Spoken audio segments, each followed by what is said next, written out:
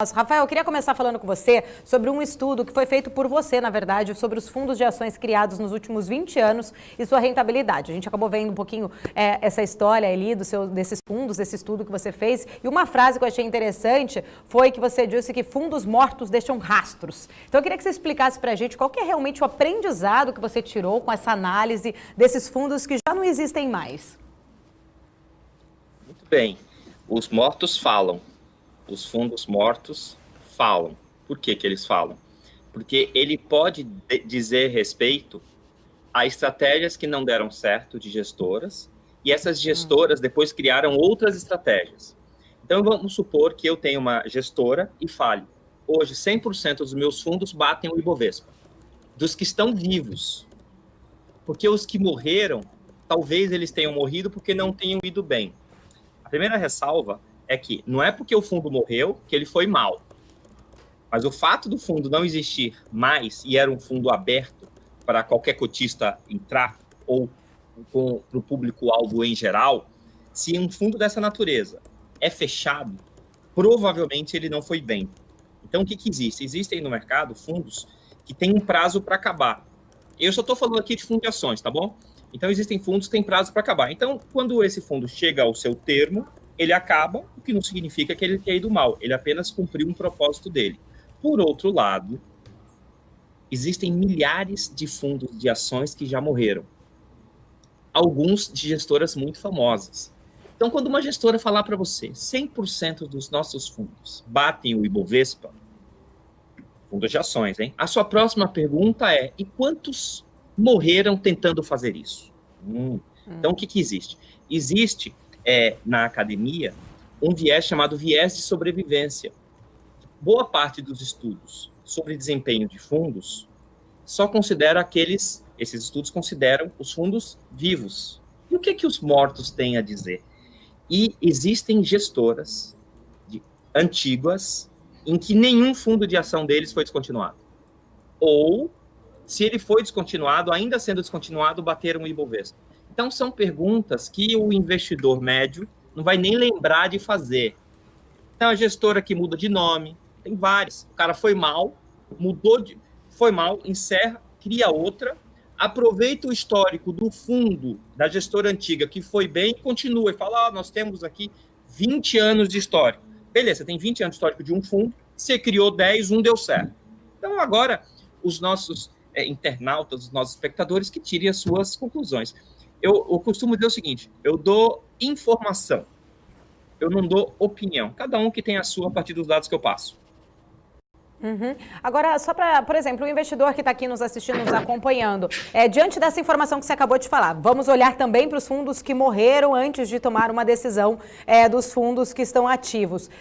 O que ele pode, na verdade, destacar, além da estratégia que você falou ali, que realmente que deve ter dado errado mesmo, mas o que ele pode, diante disso, tirar, né, de informação e o que ele pode fazer em relação, qual a melhor decisão que ele pode fazer? Se morreu ali alguns fundos daquela corretora, ele não aplica nos outros fundos, como ele pode usar essa informação para a tomada de decisão melhor dele? Imagine que existam gestoras que tenham 10 fundos vivos hoje, de ações, e 5 morreram. 14 deles, entre vivos e mortos, bateram o Ibovespa. 14, imagina. Ela já teve 15, 10 estão vivos, 5 morreram. Ao todo, 14 bateram o Ibovespa. Tem outra gestora que tem 15 fundos, entre vivos e mortos, e 7 perderam do Ibovespa. E os 7 morreram. Aí a pessoa toma a conclusão que quiser. Tem gestora menor que nenhum fundo perdeu do Ibovespa. Existem algumas gestoras de fundos com 15, 20 anos de histórico e que nenhum fundo perdeu para o Ibovespa. O que eu quero dizer é o seguinte. Imagine que eu, Rafael, crie hoje 10 fundos, cada um com uma estratégia completamente diferente. Daqui a uns 20 anos, possivelmente um ou dois deles, ou um deles, vai ser vencedor. E eu mato os demais. Qual vai ser o meu discurso de venda? Eu tenho um fundo que no longo prazo bate o índice.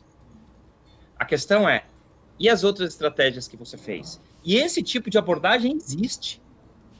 Esse tipo de abordagem existe porque é uma abordagem vendedora. Então, o que a gente tem que entender é que quem tem que tomar conta dos melhores interesses do investidor é ele mesmo. Então, eu acompanho muito decisão de investimento de investidor institucional. O investidor institucional vai ter sérias restrições para um fundo que rapidamente perdeu 50% do seu PL, ou perdeu 40% do seu PL numa tacada só. Por quê? Porque ele assume um nível de risco que um investidor institucional não aceita. Pessoas físicas não sabem disso. Então, pessoas físicas estão mais propensas a investir em fundos que não têm um controle de risco que talvez elas gostariam. Só que elas não sabem que elas não sabem que elas gostariam. Vou fazer uma questão super simples para quem estiver nos ouvindo, perguntar ao seu próprio gestor.